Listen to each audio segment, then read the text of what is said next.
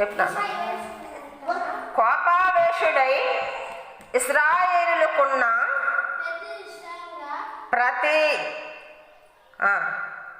సంఘమును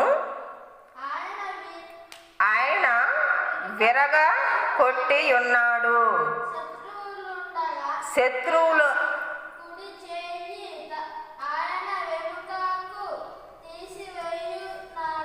తీసి ఉన్నాడు.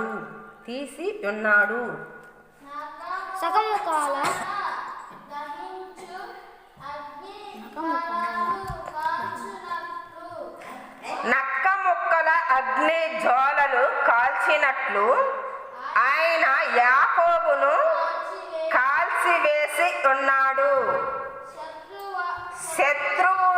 శత్రువు వలె ఆయన విల్లెక్కు పెట్టి విరోధు వలె కుడి చేయి చాపి ఉన్నాడు. చాలు నాన్న, అక్కడ కూర్చోకండి. మీరు సైలెంట్గా కూర్చుంటే మీకు బిస్కెట్లు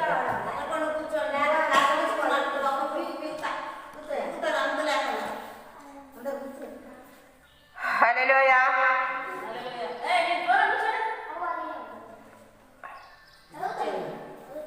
ఇవ్వు చదువు రాదు.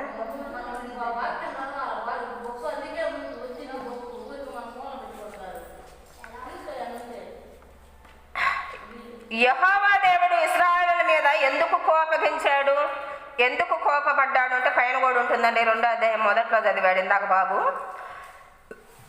ప్రభువు కోపపడి సియోను కుమారిను మేఘములతో కప్పి ఉన్నాడు కదా. మొదటిది 2వ అధ్యాయం మొదటిది.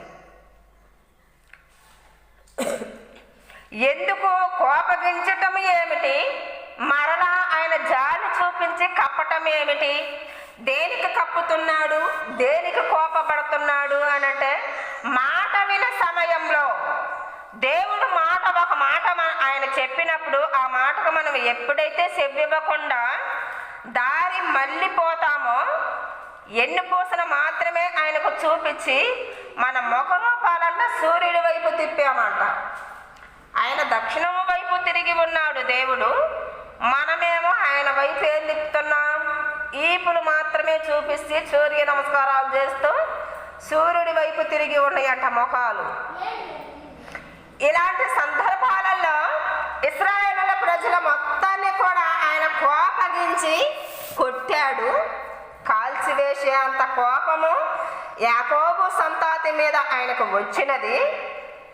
కోపావేశుడ ఇశ్రాయేలును ఆయన బాగా ఇశ్రాయేలు జనాంగములలో ఈ 12 గోత్రాలలో ఎంతో ఉన్నతమైన మనస్తత్వం కలిగిన వాళ్ళు, చాలా జ్ఞానవంతులు.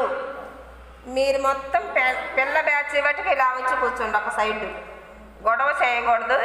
వీళ్ళ చూపులు మొత్తం కూడా వీళ్ళ ముగ్గురి కూడా మీ వైపే ఉంటున్నాయి.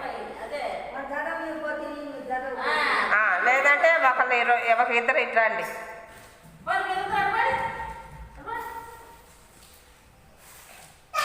ఈ పూర్వీకులు మన తాతలు ముత్తాతలు కాడి నుంచి వచ్చే లేఖనాల సారాంశం ఇవి. మనం నేర్చుకున్నాం అనుకో, ఇప్పుడు మేము నేర్చుకొని మీకు ఎట్లా చెప్తున్నారో మీరు నేర్చుకొని రాబోయే పిల్లలకు చెప్తారు. ఎలా జీవించాలి, దేవుడి పట్ల ఎలా భయభక్తులు కలిగి ఉండాలి అనే క్రమ పద్ధతి అనేది మనకు నేర్చుకుంటే వచ్చిద్ది. ఇనుట వలన విశ్వాసము కలుగును. వింటాం డైలీ మనం వింటూ ఉన్నామనుకో, సండే వింటూ ఉన్నామనుకో, మనం రాబోయే మనం పెద్దోళ్ళు అయిన తర్వాత, మీరు పెద్దోళ్ళు అయిన తర్వాత పిల్లలకు చెప్పొచ్చు, ఇలా జీవించాలి, ఇలా ఉండాలి. దేవుడు భక్తిలోకి వెళ్ళినప్పుడు, చర్చికి వెళ్ళినప్పుడు మనం క్రమంగా కూర్చోవాలి, గొడవ చేయకుండా 1 గంట అయినా వాక్యం చదివేటప్పుడు నిశ్శబ్దంగా ఉండాలి. ఇశ్రాయేలు ప్రజలు ఐగుప్తు దేశం నుంచి వచ్చిన తర్వాత ఇశ్రాయేలు చేసిన తిరుగుబాటు క్రియలను బట్టి ఆయన కొట్టాడు, కానీ మరలా జాలి చూపించి ఆయన మహిమ అనే వస్త్రాన్ని కప్పుతున్నాడండి. ఈ అంత్య దినాలలో కూడా మనం నేర్చుకోవలసింది ఏంటి? మనల్ని ఎందుకు దేవుడు దర్శించాడు? మన వద్దకు యాజకులు ఎందుకు వస్తున్నారండి ఎత్తుక్కుంటూ అనంటే, మాకు బతకలేక రావరు, సేవకులు బతకలేక రారు, పని చేసుకోలేక రారండి. ఇశ్రాయేలు ప్రజలు తప్పిపోయిన స్వాస్థ్యాన్ని ఎత్తుకుతున్నాడు ఆయన. ఆమేన్, హల్లెలూయా. ఆయన స్వాస్థ్యాన్ని ఆయన ఎతికి పట్టుకుంటున్నాడు. మీరు ఎక్కడ తప్పిపోయి ఉన్నారో బూది గంధములు వటికి మీరు తప్పిపోయి ఉన్నను, అక్కడ నుంచి నేను మిమ్మల్ని పిలిచేదను, వల వేసి లాగుతా. ఆమేన్. ఆయన వల ఎలా వేస్తాడు అని అంటే ఇట్లనే వస్తాం. ఎవరొకళ్ళు ఏ మారుమూల గ్రామం నుంచో మేము రాలే, నేను కాకపోతే ఇంకొకళ్ళు వస్తారు. దేవుడు ఎవరినొకరిని పంపిస్తూనే ఉంటాడు. ఎందుకంటే ఆయన బిడ్డలు ఎక్కడ ఉన్నా, ఆయన స్వాస్థ్యము ఉన్న ప్రతి ప్లేస్ యందు, ప్రతి స్థలమందు కూడా ఆయన కనుదృష్టి ఉంటుందంట. ఎక్కడ ఉన్నారు వీళ్ళు? నేను ఎక్కడో బండ సందులో దాక్కున్నా కదా, నేను ఎక్కడో డాబాలో లోపల గదిలో తలుపేసుకొని ఉన్నా కదా, నేను ఎక్కడో హై రేంజ్లో ఉన్నా కదా, నేను ఎవరికి అందను కదా, నేను ఎక్కడో దిగాదిలో ఉన్నాను కదా, నేను ఎవరికి కనిపించను కదా అని మనం అనుకుంటాం. ఆయన కనుదృష్టి అంట ఇశ్రాయేలు ప్రజలు ఎక్కడికైతే చెదిరిపోయి ఉన్నారో, ఏ అన్ని జనుల మధ్య వాళ్ళు నివాసం చేస్తున్నారో, ఆయా అన్ని జనుల మధ్య నుంచి, ఐగుప్తు దేశం నుంచి ఏ అన్ని జనుల మధ్య నుంచి ఆయన మిమ్మల్ని ఇడిపించి నడిపించాడో, అదే అన్ని జనుల నుంచి, అదే అన్ని జనాంగములో నివాసం చేస్తున్న ఇప్పుడు స్థలాన్ని కూడా అలాగుననే నేను కూడా మరలా నడిపించేదను. ఆమేన్. దేవుడిలోకి మనం మార్చబడటానికి కూడా కారణం అదే. దేవుడి యొక్క మహాకృప పూర్వం నుంచి కూడా మన మీద ఉంది కాబట్టి. ఆమేన్, హల్లెలూయా.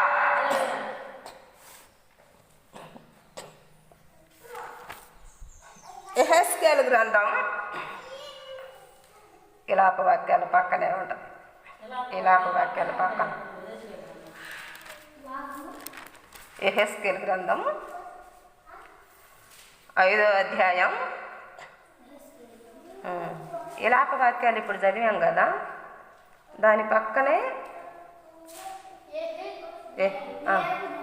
యెహెజ్కేలు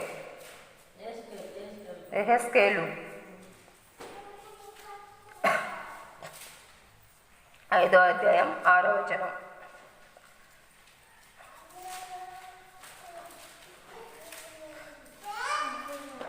దొరికిందా? పక్కనే నాన్న. దొరికిందా? మీకు అర్థం కాలేదా? ఎట్రా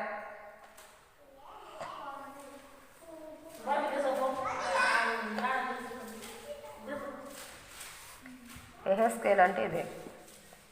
ఇందాక చదివావు కదా, తీసావుగా మరి. 5వ అధ్యాయం ఇది. 5వ అధ్యాయం అంటారు దీన్ని. 6వ వచనం అంటే ఇంకా మనం అంకెలు తీసుకోవటమే. 6వ వచనం ఇది. 5వ అధ్యాయం కదా, 6వ వచనం అంటే సంఖ్యలే. ఇంకా 1, 2, 3, 5, 6 చదువు. అయితే వారు నా విందులను తునీకరించి నా కట్టడల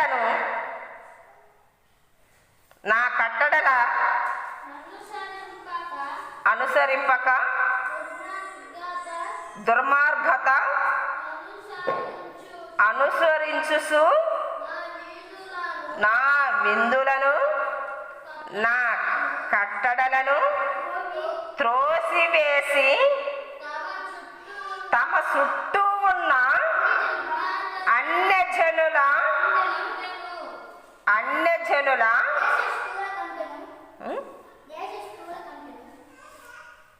ఏంటని మనది అన్యజనుల కంటేను దేశస్థుల కంటేను మరీ అధికముగా దుర్మార్గులైరి. చాలు చాలు. మరీ అధికముగా దుర్మార్గులైరి. ఎవరండి దుర్మార్గులైంది? ఎవరు అంటే ఆయన సొత్తు, ఆయన పేరు పెట్టి ఎన్నుకున్న జనం, ఆయన పేరు పెట్టి పిలుచుకున్న స్వాస్థ్యం, ఆయన నువ్వు నాకు ఇష్టం, నిన్ను నేను ప్రేమిస్తున్నా అని చెయ్యి చాపి పిలిచి ప్రేమించి ప్రాణం పెట్టిన జనాంగమే ఆయన నియమించిన కట్టడలు, విందులు. మీరు నీతిగా ఉండండి, న్యాయముగా ఉండండి, సత్యమే మాట్లాడండి, నీ ఇరుగు పొరుగు వారిని ప్రేమించండి, నీ తల్లిదండ్రులని సన్మానించండి అని చెప్పిన నీతి కలిగిన మాటలకి వాళ్ళకి చెవుడెక్కిపోయారు, మందమతులయ్యారు ఇశ్రాయేలీలు. అన్ని జనుల్లో కూడా జరగని విషయాలు అన్ని జనుల్లోకి చేరిపోయి అన్ని జనుల కంటే కూడా, అన్ని జనులు చేసే సొంత దేశపోళ్ళ కంటే కూడా వీళ్ళు మధ్యవర్తులుగా వెళ్ళిపోయి, దేశదిమ్మరులుగా వెళ్ళిపోయి వీళ్ళే ఎక్కువ విగ్రహారాధన చేయటానికి పురుకొల్పారట. ఎవరో? ఇశ్రాయేలు ప్రజలే. అన్ని జనుల కంటే కూడా మితిమించి దుర్మార్గులయ్యారట. అంటే ఎంతగా ఆయన ఇచ్చిన కట్టడలు, ఆయన చెప్పిన నీతి కలిగిన మాటలు త్రోసివేశారు అని అంటే ఇక గర్వాంధులైపోయారు వాళ్ళు. వాళ్ళ హృదయం కొవ్విపోయినది, మందమతులయ్యారు. ఎందుకంటే కట్టి ఇచ్చిన ఇల్లున్నల్లో ఉన్నారు కదా, కట్టించి మీకు క్షేమాకరంగా మీకు ఎలాంటి కష్టం లేకుండా ఈ గృహంలో నివాసం చేయండి అని మీకు అప్పచెప్పాడు కదా ఒక దేశాన్ని. మీరు నాటకుండానే, మీరు పొలం వేయకుండానే, మీరు ఇత్తకుండానే, మీరు దున్నకుండానే మీకు పొలాలను అప్పచెప్పాడు కదా, తోటలను అప్పచెప్పాడు కదా. మరి ఈ మాత్రం తిరుగుబాటు ఉండాలి కదండి. ఆ మాత్రం తిరుగుబాటు లేకపోతే మనం అసలు మనసును ఎలా అనిపించుకుంటాం? మన కాడ ఉన్నది మామూలు గర్వం ఉంటుందా? ఏదైనా కొద్దిగా తేడా వచ్చిందంటే నువ్వెంత నేనెంత అనే అంత గర్వం ఉంటుంది. దేవుణ్ణి కూడా తునీకరించే అంత గర్వంలోకి వెళ్ళిపోతాడు మానవుడు. అంత గర్వాంధులైపోయి అన్ని జనులు సొంత దేశస్తుల కంటే కూడా వీళ్ళే దుర్మార్గులయ్యారట. వీళ్ళే మితిమించిపోయే ఆలోచనతో మితిమించి విగ్రహారాధన చేయటం, వీధికి ఒక గుడి కట్టడం ఎవరు స్టార్ట్ చేశారు అంటే ఇశ్రాయేలీలే. ఇశ్రాయేలీలే స్టార్టింగ్. అన్ని జనులు కొంచెంగానే చేశారండి. వీళ్ళు చెదిరిపోయి వాళ్ళలోకి పోయి వాళ్ళ మెప్పు పొందటానికి, మనసులో మెప్పు పొందటానికి ఏం చేశారంటే వీళ్ళే విచ్చలవిడిగా కార్యాలు చేశారు. వీళ్ళే విచ్చలవిడిగా విగ్రహారాధన చేయటం మొదలుపెట్టారు. ఎవరు? ఇశ్రాయేలుల స్వాస్థ్యమే, పేరు పెట్టబడిన జనాంగమే, పేరు పెట్టి ఎన్నుకున్న జనమే. ఇప్పుడు మనం ఏమనుకుంటాం? మేము అన్నులమండి, పూర్వీకుల కాళ్ళ నుంచి మేము అన్నులం అంటారు. ఏ పూర్వం నుంచి నువ్వు చెప్తున్నావమ్మా? ఏ పూర్వం నుంచి నువ్వు చెప్పగలుగుతున్నావు? 2000 సంవత్సరాల క్రితం నుంచా? లేకుంటే 2-3 తరాల కాడ నుంచా? లేదంటే 1000 సంవత్సరాల కాడ నుంచా? 6000 సంవత్సరాల క్రితం నుంచే నీ పూర్వీకులతో ఆయన నీ కాడ మాట తీసుకొని ఉన్నాడు. హల్లెలూయా, హల్లెలూయా. 6000 సంవత్సరాల క్రితం నుంచే నీ పూర్వీకులే ఆయనకు మాట ఇచ్చారు. నీవే మా దేవుడవు, నిన్ను తప్ప మేము ఏమీ కూడా కొలము, నిన్ను తప్ప మేము దేన్ని కూడా పాటించము, నీవే నా తండ్రివి, నీవే మా దేవుడవు అని మన పూర్వీకులే మాటిచ్చారు. కనుక మన మీద రేపు తీర్పర్లు కూడా ఎవరు అంటే మన పూర్వీకులే. ప్రభు నేను ఎవరికి తీర్పు తీర్చడానికి వచ్చానని చెప్పలా, తీర్పు తీర్చుటకు నేను రాలా, మీకు వాస్తవాన్ని గ్రహింపు చేయుటకే నేను వచ్చి ఉన్నా. ఆమేన్, ఆమేన్. నిర్గమాకాండం నాన్న